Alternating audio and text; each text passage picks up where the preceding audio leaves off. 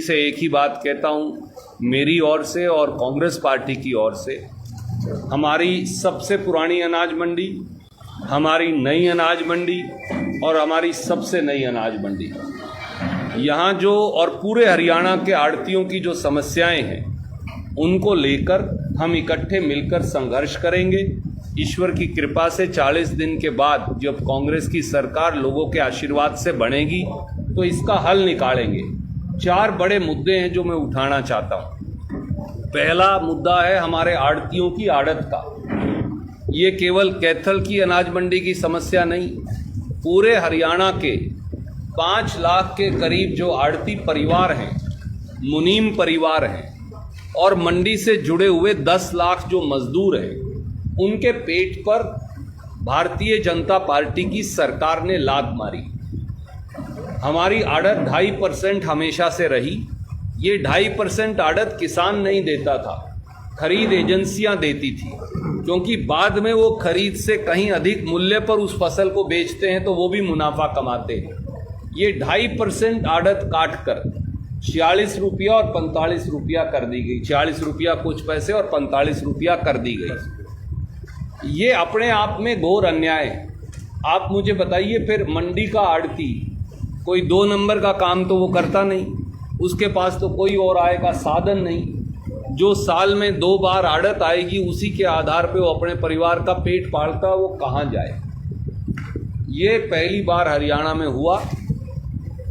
लोगों के आशीर्वाद से कांग्रेस की सरकार बनेगी तो हम इसको दुरुस्त करवाएंगे, ठीक करेंगे दोबारा से, ताकि आड़तियों का काम चले। दूसरी सबसे बड़ी कैथल मंडी की समस्या, वो समस्या है हमारे आड़तियों के लाइसेंस रिन्यू ना करने के। 3 साल से ज़्यादा से लगभग 375 हो गए ना जी संख्या, 375 या 80 के करीब संख्या है।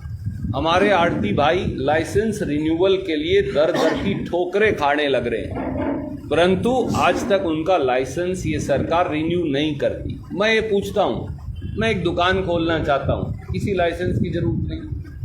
अगर कोई आदमी आड़त का काम करना चाहता है, उसका लाइसेंस भी है, उसे रिन्यू करने में सरकार का क्या जाने लग रहा है।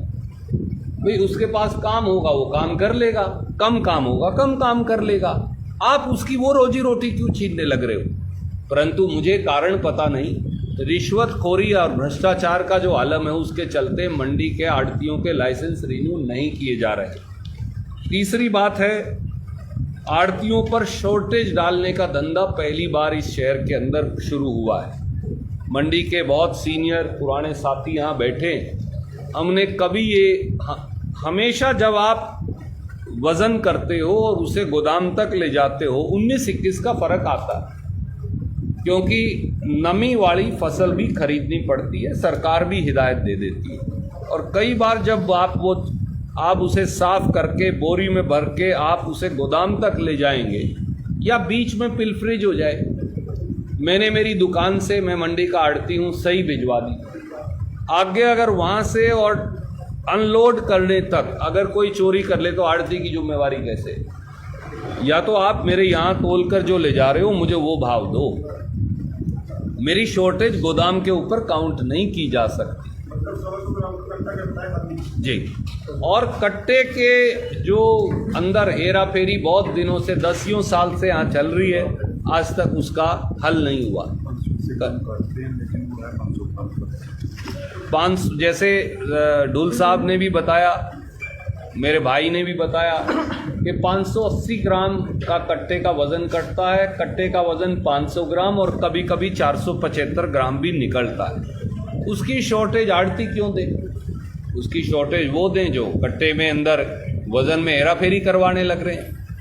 तो ये पहली बार मंडी में शॉर्टेज का बिजनेस आया जहाँ, और ये अकेली इस मंडी का नहीं है बात, आप हर मंडी में जाके पता करिए, हर आड़ती के ऊपर यहाँ 75 लाख 80 लाख लगे, कहीं करोड़ लग गए, कहीं 25 लाख लग गए, कहीं 60 लाख लग गए।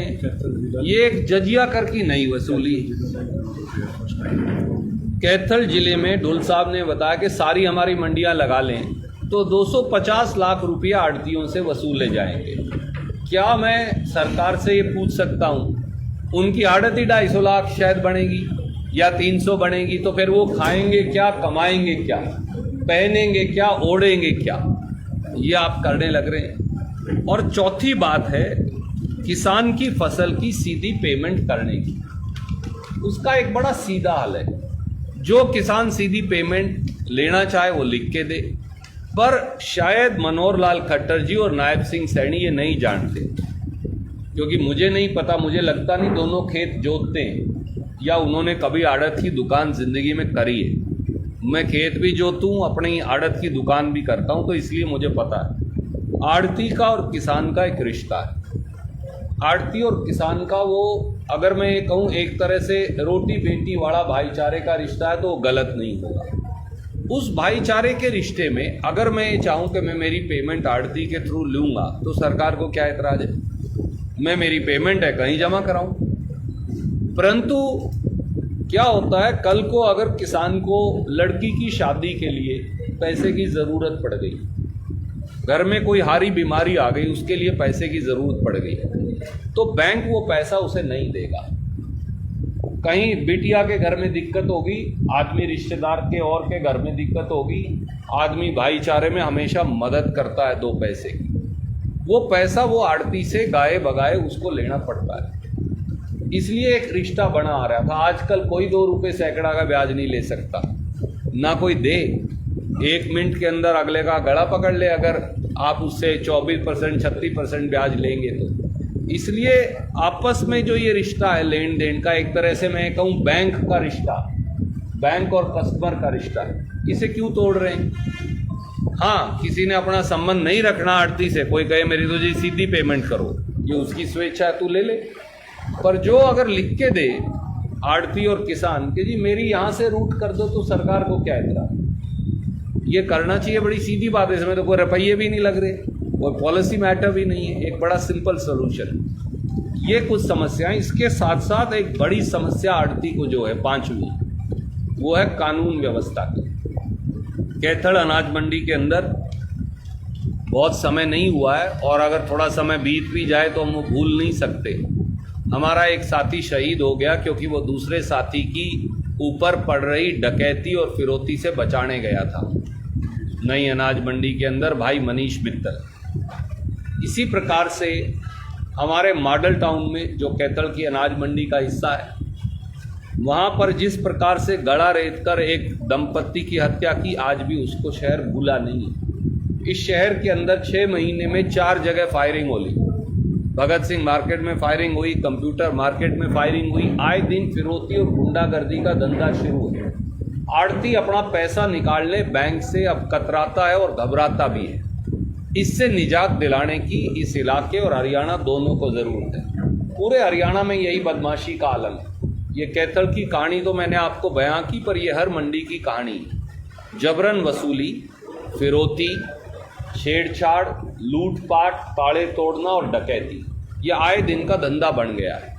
मैं मेरे मंडी के सारे साथियों को आश्वस्त करता हूँ कि जिस प्रकार से पहले बदमाशों के खिलाफ कड़ी कार्रवाई हमने करी थी, जो बदमाश आपकी तरफ नज़र उठा के देखेगा, उसी प्रकार की कड़ी कार्रवाई हम करेंगे और किसी ऐसे साथी को समस्या नहीं आने देंगे, चाहे वो किसी भी राजनीतिक पार्टी से संबंध रखता हो। इसका राजनीति से कोई लेना देना नहीं है। व्यापारी सुरक्षित रहे, व्यापारी महफूज रहे, व्यापारी अपना धंधा कर सके और वो शहर की प्रगति में हिस्सेदारी कर सके, यही हमारा लक्ष्य है। मैं एक बार फिर मेरे छोटे भाई सोहन ढुल जी का, मंडी के सारे प्रबुद्ध आड़तियों का बहुत बहुत स्वागत करता हूं, और मुझे विश्वास है कि आपके इस विश्वास, प्यार और स्नेह से कांग्रेस पार्टी और मजबूत होगी। आप कोई प्रश्न पूछना चाहें?